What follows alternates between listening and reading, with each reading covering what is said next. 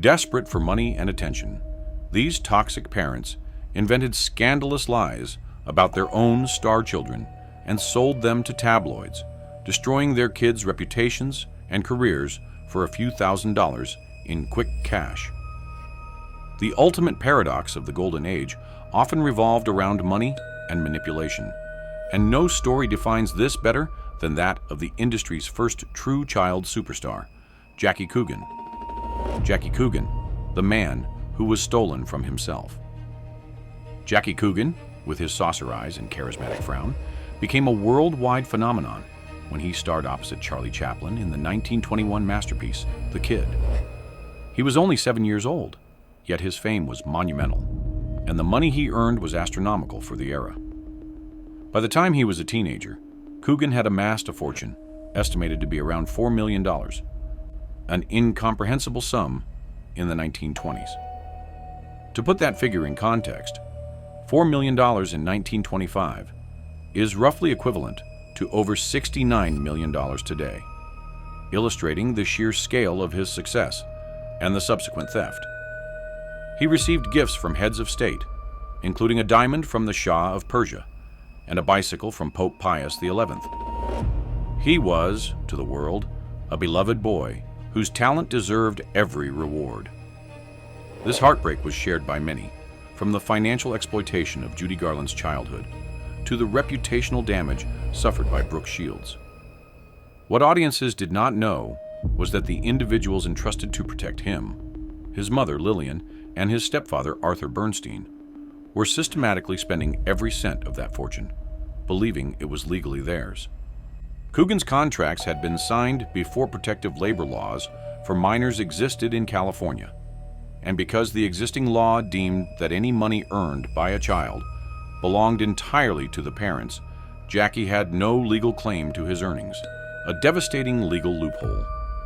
His mother and stepfather lived a life of extravagant luxury, purchasing mansions, furs, expensive motor cars, and diamonds. They bought lavish properties, sailed on yachts, and invested poorly in get-rich-quick schemes. Jackie, meanwhile, continued to work, largely unaware that his entire future was being financially dismantled by the very people he trusted most. The betrayal came to a painful public head in 1935. Following a tragic car accident that resulted in the passing of his father, Jackie turned 19 and asked his mother for the money she had supposedly held in trust for him. He was shocked when his mother callously replied that he owned nothing, claiming no promises were ever made to give a single cent to Jackie. This cruel statement launched one of the most sensational legal battles of the 1930s, making banner headlines across the nation.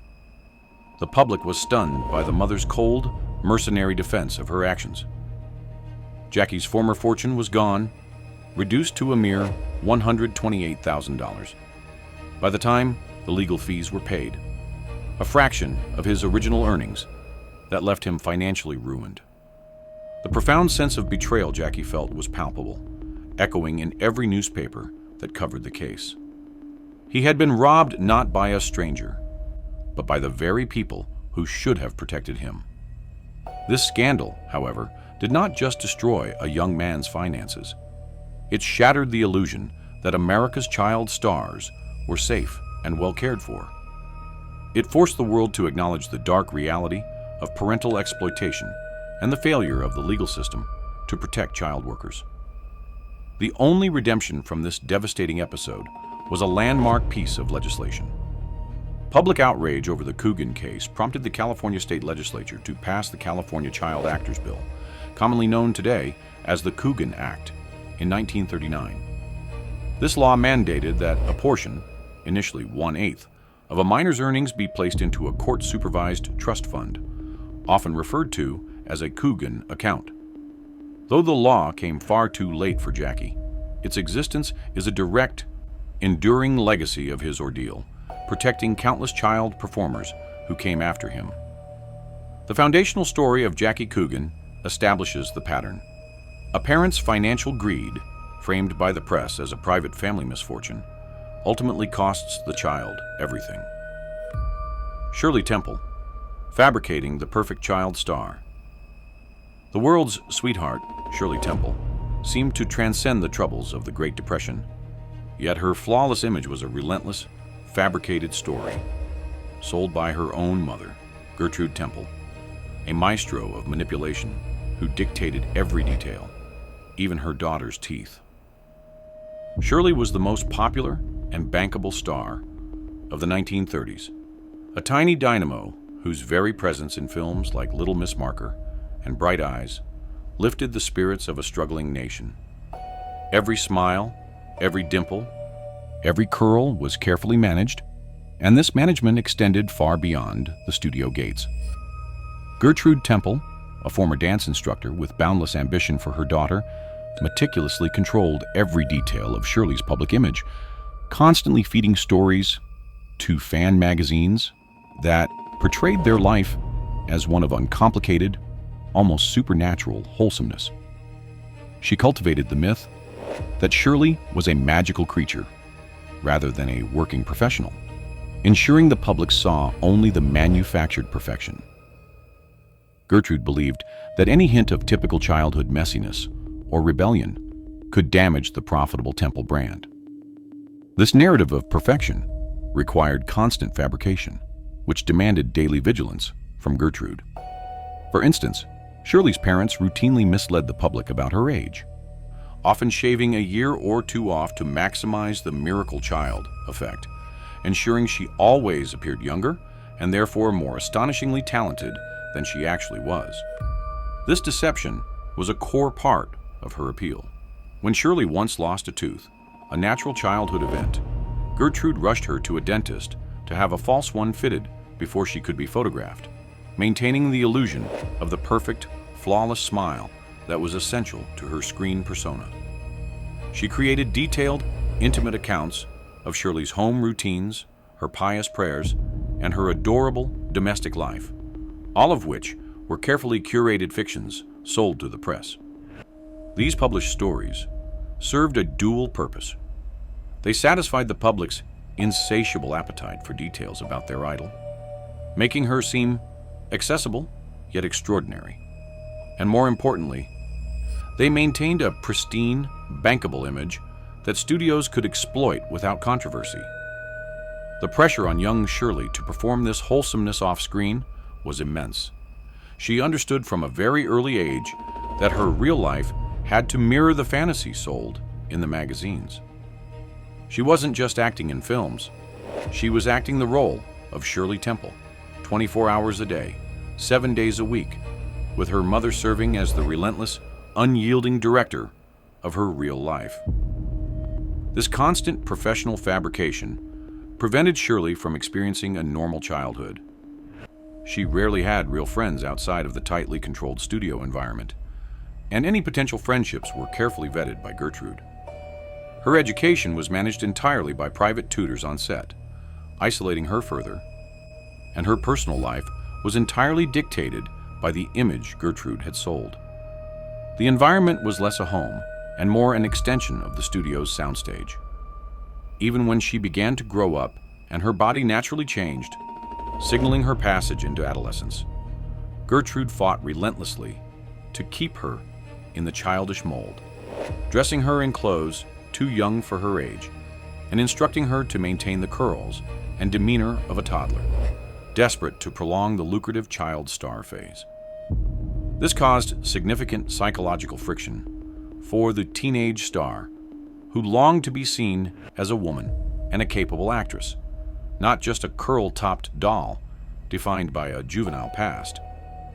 Shirley's quiet resilience allowed her to survive this constant public scrutiny and pressure without completely fracturing. Unlike many of her peers, she eventually secured her financial future and retired from film relatively early, choosing to leave the manufactured environment. But the enduring narrative of the perpetually perfect child, sold by her mother, was one she had to spend the rest of her long life attempting to redefine, transitioning into a successful adult, respected politician, and diplomat, proving her worth beyond her curls and dimples. The parents' lie of perfection, sold to guarantee career longevity, ultimately set the star up for a spectacular, painful reckoning with reality. Judy Garland, the mother who sold her daughter's soul. For Judy Garland, the tragedy began not with MGM, but with the woman closest to her, Ethel Gum, a formidable stage mother who treated her daughter less like a child and more like a commodity. Born Frances Ethel Gum, Judy was pushed onto the stage by Ethel almost from the moment she could walk, performing with her two older sisters in the Gum Sisters Trio. Ethel was obsessed with her daughter's talent and viewed it as her family's ticket to financial security and recognition, often overlooking the emotional needs of her youngest daughter in favor of performance opportunities. Her unrelenting pursuit of fame led her to constantly hustle and negotiate, moving the family to California, where the opportunities for stardom were greatest, often dragging Judy across the country for auditions and appearances, sacrificing any chance Judy had at a stable school life. This ambition wasn't confined to business meetings. It spilled directly into Judy's health and well-being, prioritizing performance and studio demands over every other aspect of her daughter's physical and emotional stability. As Judy's fame grew, particularly after The Wizard of Oz, where her image as the vulnerable, wide-eyed girl was cemented, the pressure from the studios became unbearable, demanding inhuman working hours and an artificially thin physique that was deemed more appropriate for a youthful star. Ethel was the first to facilitate and rationalize the abuse, never actively standing up to the studio executives who were controlling her daughter's body. To keep Judy working 16 to 18 hours a day and maintaining a tiny frame that made her seem perpetually young, the studio doctors supplied her with stimulants, amphetamines, to keep her awake and thin, and sedatives, barbiturates, to force sleep after the grueling workdays. Ethel, instead of fighting this devastating cycle of substance dependency, often supported it, believing that Judy needed to remain in top form for the studios and that the pills were simply a necessary evil of the business. She even contributed to the cycle by constantly fabricating stories about Judy's fragile health or deep sensitivity to control her studio image and garner sympathy from executives when Judy inevitably faltered from exhaustion or emotional distress. These were not stories of love, but calculated leaks designed to keep her daughter both pliable and profitable within the ruthless studio system. The ultimate cost was the sale of her daughter's childhood and emotional health for career access and control, setting her up for a lifetime of chemical dependence. The damage caused by this relentless, forced performance lasted her entire life. Judy's lifelong battles with dependency on substances, profound insecurity, and financial instability stemmed directly from this period, where her mother and the studio system colluded to strip her of normal development, often feeding into her body image issues and performance anxiety. She never developed the coping mechanisms or personal boundaries necessary for a healthy adult life, always seeking external validation and comfort, which tragically often came in the form of controlled substances. Her daughter, Liza Minnelli, later spoke about the intense, complicated relationship Judy had with her own mother, a relationship defined by Ethel's emotional manipulation and her inability to separate her daughter, the child, from the bankable product, Judy Garland. This lack of a true, protective parental figure contributed heavily to her emotional isolation. The tragedy of Judy Garland is that the price of her mother's ambition and the lies sold to the press was the star's mental health and eventual reliance on pharmaceuticals. She was a woman constantly seeking the stability and unconditional love she was denied as a child, forever haunted by the demands of the girl Ethel Gum and MGM had manufactured. Marilyn Monroe, the relatives who cashed in on instability. The story of Marilyn Monroe is a tragic tapestry of abandonment, and when she finally achieved fame, the relatives who had abandoned her returned, ready to sell her private pain for profit. Born Norma Jean Mortensen, Monroe's childhood was marked by intense instability. Her mother, Gladys Baker, struggled acutely with paranoid schizophrenia and institutionalization, leaving Norma Jean to be shunted through a heartbreaking succession of 12 different foster homes and a single orphanage before she was a teenager. She faced profound neglect and even maltreatment of a sexual nature, growing up with no consistent parental figures, love, or security. The little girl, who would become the world's most famous icon, never had a stable family structure or a fundamental feeling of belonging, a void that she would spend her entire adult life trying and failing to fill. When the platinum blonde phenomenon exploded into public consciousness in the 1950s, it wasn't just the studios who clamored to profit from her luminous persona. It was the various figures from her difficult past, seeing her sudden celebrity as a cash cow ripe for milking. This exploitation was unique. It didn't just target her fame, it targeted her most profound wounds. Suddenly, the aunts, distant cousins, foster parents, and half-siblings who had largely ignored the poor, unwanted child, or worse, facilitated her abuse, reappeared, sensing the media's voracious appetite for a rags-to-riches backstory. They began selling flimsy childhood photos, tattered school records, and, most damagingly, fabricated stories of her poverty, her supposed precociousness, or her emotional instability to early tabloids and nascent celebrity magazines for quick, easy cash. They offered exclusive interviews detailing her early trauma and mental health struggles, often exaggerating or inventing details to enhance the drama. For Marilyn, who desperately craved legitimacy, unconditional love, and acceptance from a real family, the very people selling her out, this was a profound, agonizing betrayal. The reappearance of these figures wasn't a comfort. It was a constant, unsettling reminder of her past suffering. It meant that even her most vulnerable moments, her traumatic youth, the memory of her mother's illness, were being weaponized and distorted for a few dollars and a fleeting moment of B-list attention. The media loved these stories because they created a sympathetic, yet complicated, narrative that perfectly fed the public's growing fascination with her duality, the glamorous star hiding deep, relatable wounds. These constant narratives created the enduring myth of the fragile bombshell, but they were rooted in the systematic, commercial exploitation of her personal pain, sold willingly by her own blood. The psychological cost of this was devastating. Every published memory from a relative undercut her efforts to project strength and stability, deepening her sense of paranoia. This betrayal followed her even at the height of her professional success. As she fought to be taken seriously as an actress, forming her own production company, studying at the Actors Studio, and fiercely demanding better, more complex roles, these constant leaks about her volatile history undercut her professional image. They reinforced the insidious idea that she was merely a damaged, unstable ingenue who needed handling, a beautiful liability. The press often framed her professional ambition as yet another sign of her emotional instability, fueled by the narratives sold by her relatives. Despite her later efforts to seize control of her own studio and professional narrative, the specter of her childhood, sold piece by piece by opportunistic relatives, was inescapable and corrosive.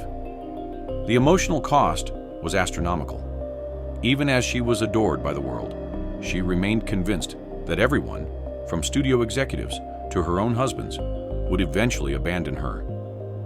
This deep-seated fear was tragically reinforced by these repeated, public betrayals from the very people who were supposed to be her family. Her redemption, sadly, was fleeting.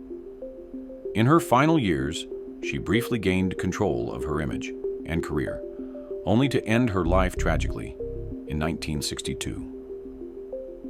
She was a woman perpetually haunted by a past that was not only painful, but also sold repeatedly for profit, ensuring her inner turmoil became a permanent part of her public legacy. It is in their honor that we continue this work. Please subscribe to Golden Age Files to help us ensure the human truth behind the glamour is always remembered. Elizabeth Taylor, the wholesome lie. Elizabeth Taylor, Hollywood's most durable goddess, spent her life fighting a carefully constructed narrative of forced innocence that her mother, Sarah Taylor, meticulously and mercilessly sold to the press and the studio system. Elizabeth began her career early, signing with MGM as a child star in the early 1940s, after her family relocated from London to Los Angeles just before World War II. Her mother, Sarah, a former stage actress with an iron will who had never achieved fame herself, took complete autocratic control of her daughter's image and professional trajectory. Sarah viewed Elizabeth's breathtaking, emerging beauty not as a gift to be nurtured, but as a precise, invaluable business asset that needed to be rigidly managed, marketed, and fiercely protected from the moral decay she believed permeated Hollywood. The narrative Sarah sold was one of an overly wholesome child, an impeccably behaved English rose, untouched by the vulgarity or passion of the movie industry. This narrative was non-negotiable and vital for a studio like MGM, which prized family-friendly images and contractually obligated perfection. Sarah carefully fabricated details of Elizabeth's life, denying burgeoning romances and controlling every public appearance to maintain the pristine, airtight image of purity. For instance, she publicly dismissed Elizabeth's innocent relationships with young actors and athletes, such as a teenage fling with football player Glenn Davis, insisting to the press that they were purely platonic study sessions, despite clear evidence to the contrary. When Elizabeth, naturally passionate, sensual, and fiercely independent, showed early interest in boys and normal adolescent urges, Sarah's control became oppressive. She either minimized the relationships or publicly shamed the young men involved. In one reported incident, Sarah allegedly went to MGM executives to have a young actor who showed too much interest in Elizabeth transferred from the studio lot, all to protect the lucrative lie of her daughter's untouchable innocence. This relentless parental control created a massive, unsustainable personal conflict. The public was sold a carefully managed lie of pure, unblemished virtue, while Elizabeth herself was a deeply passionate, emotionally intelligent, and fiercely independent young woman, forced to live an agonizing double life where her true self was constantly repressed for the sake of her career and her mother's ambition. When Taylor finally rebelled, seeking independence and validation through a relationship, marrying hotel heir Conrad Nicky Hilton at age 18, the spectacle was less a wedding and more a massive $100,000 marketing event orchestrated with ruthless precision by Sarah and MGM. It was a final, desperate attempt to spin the narrative of the perfect girl entering a socially acceptable marriage. The immediate and public failure of that brief marriage was the first crack in the carefully constructed facade. The lie of the pure, perfect girl, sold so effectively by her mother, made Elizabeth's subsequent relationships, divorces, and headline-making scandals all the more explosive in the eyes of the public. Every marriage, every publicized affair became explosive front-page news, not just because she was a star, but because she was seen as violent, repeatedly breaking free from the impossible, restrictive, and unnatural image her mother had created for her. Sarah's aggressive marketing of an untruth had set her daughter up for a spectacular, painful fall from grace in the public eye. The moment Elizabeth tried to live honestly, by following her own passions and heart, she was branded as a scandalous temptress. This negative perception, born from her parents' lie of perfection, was a professional and personal hurdle which Elizabeth spent the rest of her long, celebrated career defiantly challenging and ultimately overcoming through sheer talent and charisma. Mickey Rooney, the family circus of scandal. Mickey Rooney's real-life chaos, his 8 impulsive marriages, and constant financial woes was constantly sold to the tabloids by his own family, who monetized disaster to deflect from their own failures. Rooney was a massive star, throughout the 1930s and 1940s, even ranking as the #1 box office star multiple years in a row, known for his relentless energy in films like the Andy Hardy series.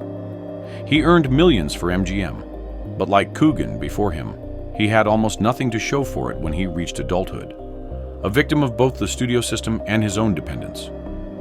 Mickey's father, Joe Yule, and his extended family were a constant, detrimental presence. Instead of providing stability, they contributed to the chaos and lavish spending, often relying entirely on Mickey's earnings for their own upkeep, treating his income as a bottomless family fund. When Mickey's inevitable financial troubles began, due largely to his own poor spending habits, fueled by the stress of his workload and the money drained by his family quickly monetized the disaster. They would feed details of Mickey's frequent, impulsive marriages. He was married 8 times in his life, and his constant financial struggles to the tabloids for a cut of the story, or for sympathetic media coverage that cast him as a tragic victim. The family actively cultivated the press narrative of Mickey as a tragic, feckless womanizer and a victim of bad luck, often to deflect from their own mismanagement and control over his early life earnings. This familial codependence and exploitation resulted in a devastating legacy. The chaos became the story, overshadowing his immense talent and cementing his image as an unstable figure, incapable of maturity or domestic stability. The emotional price was an inability to find real security or lasting stability in his personal life, repeating the cycle of marriage and divorce. The star who brought such joyful energy to the screen spent much of his adult life chasing the money that had been stolen or squandered during his youth, all while his own family perpetuated the damaging public image in exchange for small, transient amounts of cash, reinforcing his instability in the public eye. Natalie Wood, the Great Water Lie. The career of Natalie Wood was dominated by one force: her mother, Maria Gordini, whose manipulative stage parenting included a sinister theatrical fabrication that would haunt her daughter's entire life. Maria, a former ballerina who failed to achieve stardom herself, was determined to live out her dreams through Natalie. Maria was an overbearing presence on set, dictating every aspect of Natalie's young career and personal choices, including how she dressed and who she dated, essentially managing her daughter as a carefully calibrated puppet.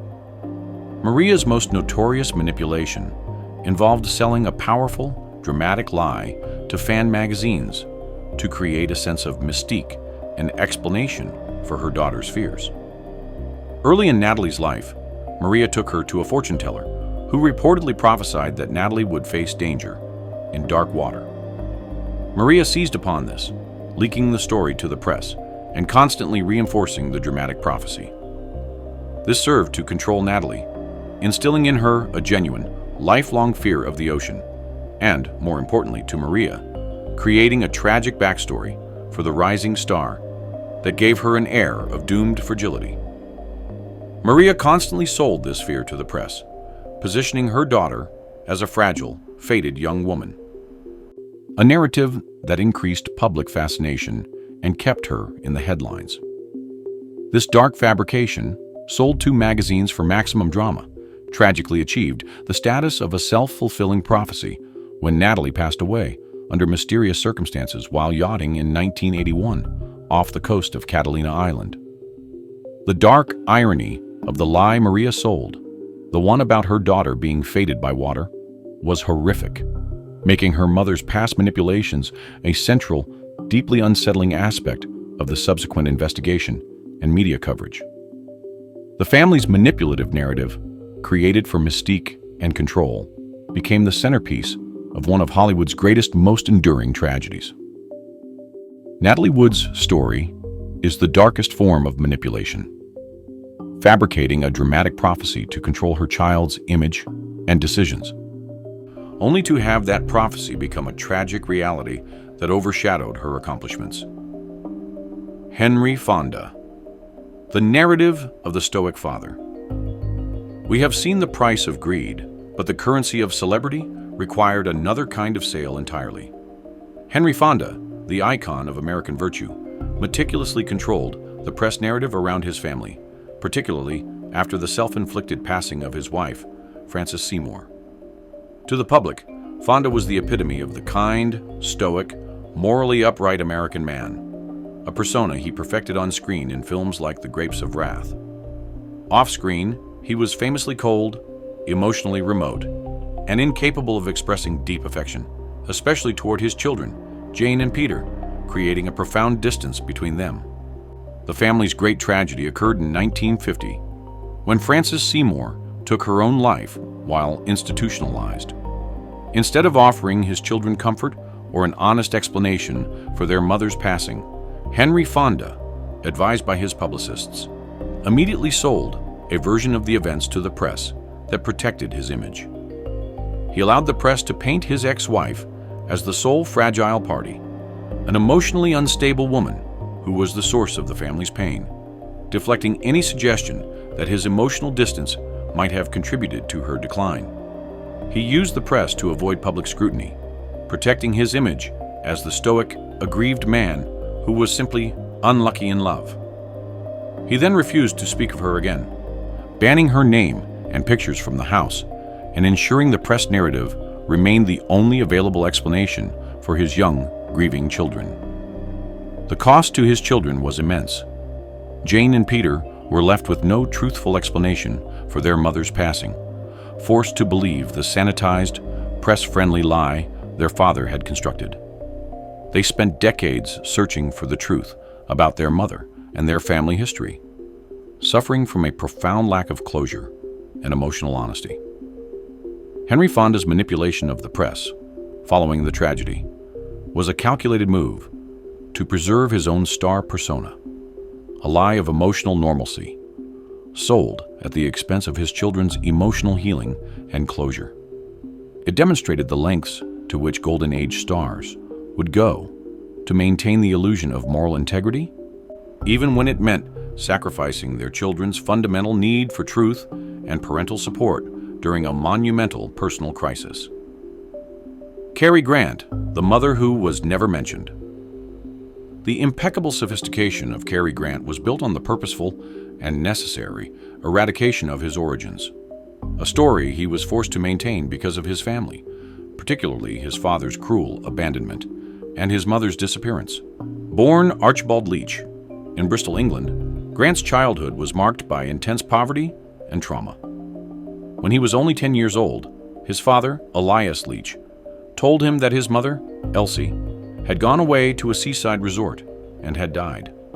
In reality, his mother had been institutionalized for severe psychological distress, specifically paranoid schizophrenia, a fact Elias kept secret, eventually remarrying and starting a new family, effectively abandoning both his wife and son. When Grant came to Hollywood and began his metamorphosis into the suave, untouchable Cary Grant, his life story became the first thing sold to publicists. He was forced to maintain the fiction his father had created, that his mother had passed away, a glamorous orphan narrative sold constantly to the press to eliminate the devastating stigma of mental illness, which was a deeply shameful secret in that era. The press was told a carefully crafted story of a glamorous orphan who had escaped hardship through his own wit. To reveal the truth that his mother was institutionalized would have severely harmed the carefully constructed persona of elegance and charm that defined his appeal and secured his career. The lie was not his, but one forced upon him by his father's cruelty and the societal judgment of the time. Grant did not discover the truth until he was over 30 years old, when he received information that his mother was still alive in an English sanitarium. He then maintained contact with her and supported her financially for the rest of her life, visiting her often, but the secret remained intact in the press to protect his professional image. The emotional cost was an inability to ever fully connect with his true identity or his past, leading to years of therapy and self-doubt. He was the star, compelled to participate in the lie for survival, protecting his own career by hiding the woman who was the source of his early pain. The lie of omission sold to the press was his defense mechanism against a world that would have judged him and his family relentlessly. Gary Coleman, the financial betrayal. While Gary Coleman's career was post-Golden Age, his story epitomizes the exploitation template set decades earlier, exposing the devastating limits of the Coogan Act. When his own parents turned his entire life, including his health and finances, into a public spectacle. Coleman, the star of the hit television show Different Strokes, charmed millions with his precocious wit. However, his life was defined by the profound challenges of chronic kidney disease and the necessity of multiple transplants, which severely limited his growth and left him physically vulnerable. His adoptive parents, Sue and Willie Coleman, not only managed his career, but also quickly realized the public relations potential of his vulnerability. They turned his lifelong health issues into sympathetic press stories, cultivating the image of the brave little boy fighting illness while still working. This seemed benevolent, but it was often used to maintain public interest and secure lucrative contracts, effectively monetizing his medical struggles. The real betrayal became apparent when Gary reached adulthood and discovered his finances had been severely mismanaged, with his parents claiming his money had been depleted by costs related to his medical care and taxes, leaving him with almost nothing. This led to a long, messy, public legal battle that became tabloid fodder throughout the 1990s. Gary sued his parents for misappropriation of his funds. The parents, in turn, sold the details of their financial disputes with their son to maintain a public profile and generate sympathy for themselves, creating a dramatic family feud for all the world to consume. Gary Coleman spent his final years bitter and estranged from the people who were supposed to protect him, a tragic figure who saw his private battles and financial ruin constantly reported by a press fed by his own family. His story is a powerful reminder that the Coogan Act often failed to protect children from adoptive parent exploitation, particularly when the parents prioritized media attention and their own needs over their child's financial security. Dean Martin's children, weaponizing scandal. Dean Martin perfected the image of the suave, carefree, boozy crooner as part of his famous partnership with Jerry Lewis and later as a member of the Rat Pack. That image came under relentless attack, not from a rival studio, but from his first wife, Betty McDonald, who weaponized their family life to the press. Dean Martin's easygoing public persona was built on the foundation of the nuclear family ideal, contrasting his bachelor pal, Frank Sinatra. But his marriage to Betty, his first wife, and the mother of his 4 children, was tumultuous, marked by his growing celebrity and her personal struggles, eventually ending in divorce in 1949. During the messy divorce proceedings, Betty launched a public relations campaign, leaking exaggerated and sometimes fabricated stories about Dean's alleged alcoholism and marital infidelity to the tabloids for leverage and maximum sympathy from the court and the public. This was a calculated move to secure a larger settlement and paint Dean as the negligent, morally compromised party, ensuring she received a hefty portion of his soaring income. These stories severely damaged his carefully cultivated family man image at a crucial point in his career, forcing him to battle a negative narrative in the press while maintaining his professional facade. The true victims were the children, Gail, Dina, and Deena, who were pulled into this very public war. Their home life and their father's image were simultaneously damaged in the headlines, sold by their mother to achieve personal gain during the divorce proceedings. It showed a desperate parent using the press to sell a damaging lie about the other parent, pulling the children into the public spectacle and forcing them to choose sides. Dean Martin, for his part, chose to retreat and rarely spoke publicly about the pain his first wife inflicted through the press. But the damage to his children's sense of security and their relationship with their parents was lasting and profound, a testament to how marital conflict can be tragically exploited for public consumption. Drew Barrymore, selling teenage chaos. The story of Drew Barrymore is the sad culmination of the Golden Age's stage parenting issues, personified by her mother, Judy Barrymore, who blurred the line between parenting and exploitation for the attention of the press. Drew, a third-generation star from the famed Barrymore acting dynasty, achieved global fame with E.T. the Extraterrestrial at the age of 7. But her mother, Judy, was a highly chaotic and controversial figure who actively participated in and then monetized her daughter's early struggles, viewing her celebrity as a lifeline. Judy's own dysfunctional lifestyle often placed young Drew in inappropriate, adult environments, taking her to nightclubs and parties from a shockingly young age. When Drew's personal problems began in her preteen years, a shocking reflection of the lack of proper parenting and supervision, Judy did not shield her.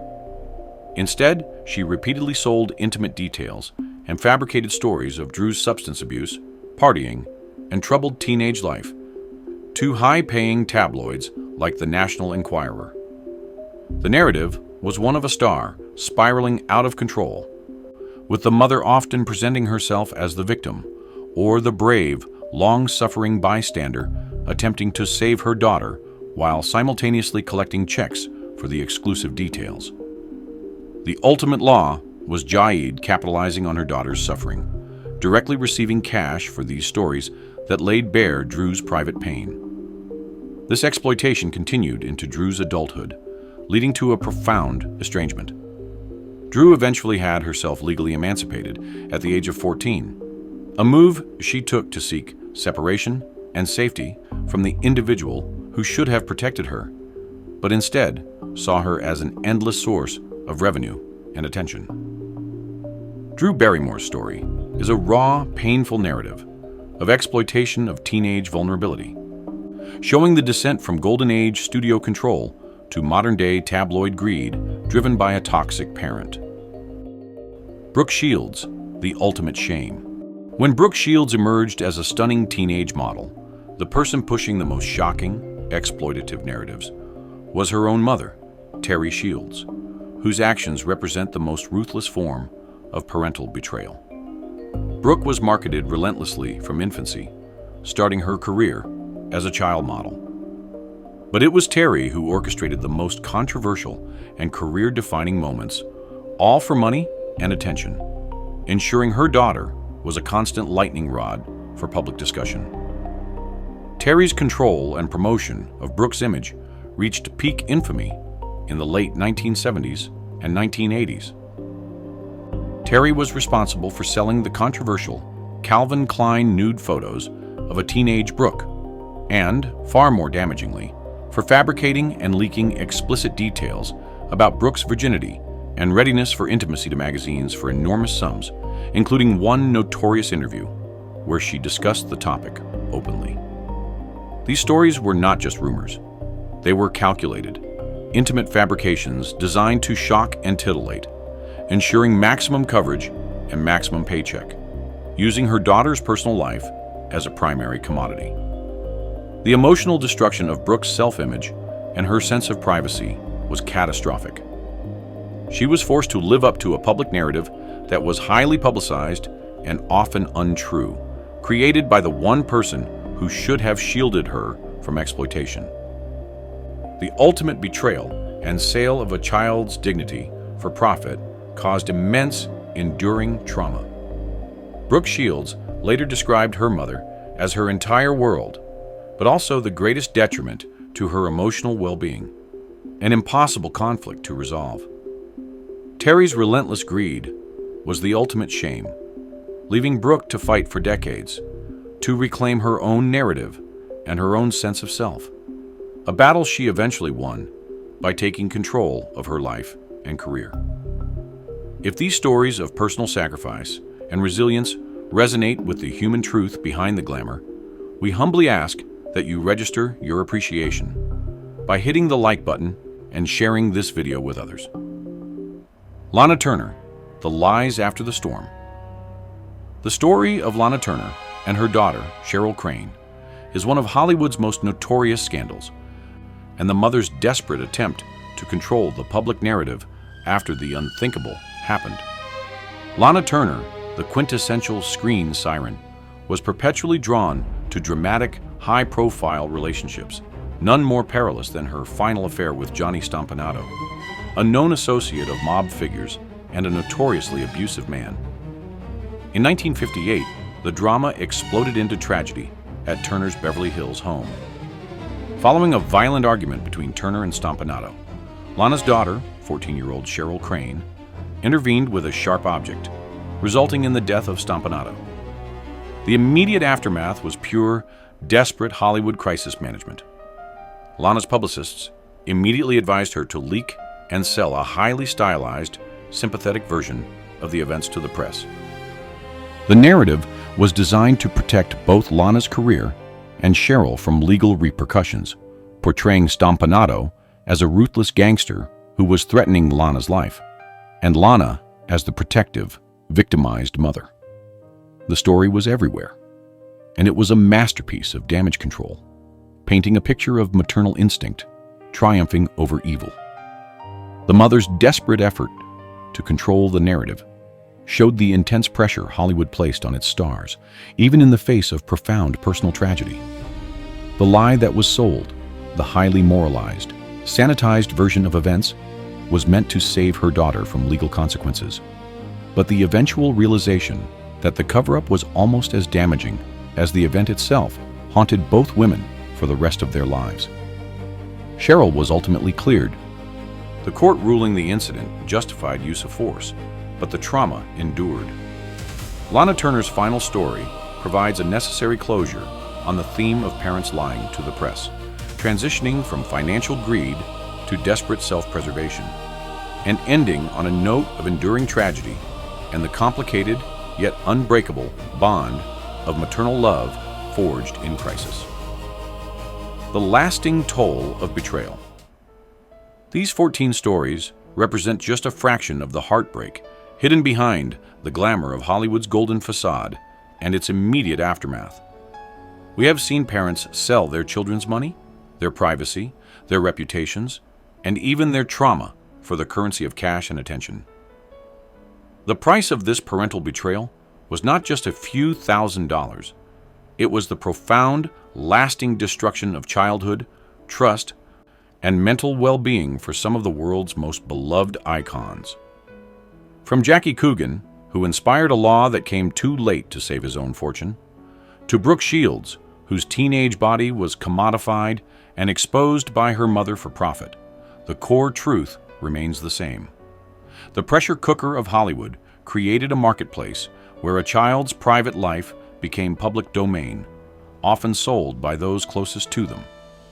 The emotional toll of maintaining this facade was enormous. Many of these stars struggled with insecurity, dependency, and a lifelong inability to trust, all because the very concept of family was corrupted by commerce, leaving them feeling profoundly betrayed and isolated. When we look back at the cinematic artistry of these performers, from the soaring vocals of Judy Garland to the defiant sensuality of Elizabeth Taylor, we are watching individuals who were performing their greatest role not on set, but in life, the role of the well-adjusted, confident star. They channeled their pain, their duality, and their profound sense of betrayal into performances that continue to resonate precisely because they understood tragedy so intimately. Their work shines no less brightly for having been revealed as complex, flawed, and deeply wounded human beings. If anything, knowing the struggles behind the glamour makes their artistic achievements all the more remarkable. The greatest and most tragic performance of the Golden Age was not on the silver screen, but in the difficult double life these stars were forced to maintain. We hope this journey behind the silver screen has offered you a deeper, more human understanding of the stars we cherish. If these complex stories resonate with the enduring appeal of Hollywood's past, please hit the like button and subscribe to Golden Age Files. By joining our community, you help us continue to uncover the honest, often tragic, truths behind the glamour. Leave a comment below sharing which untold story surprised you most, and what other secrets of the Golden Age you'd like us to explore next. Thank you for joining us on this exploration of the difficult, complicated humanity of the stars who built Hollywood's dreams. Until next time, this is Golden Age Files, celebrating the full, complex truth of classic cinema.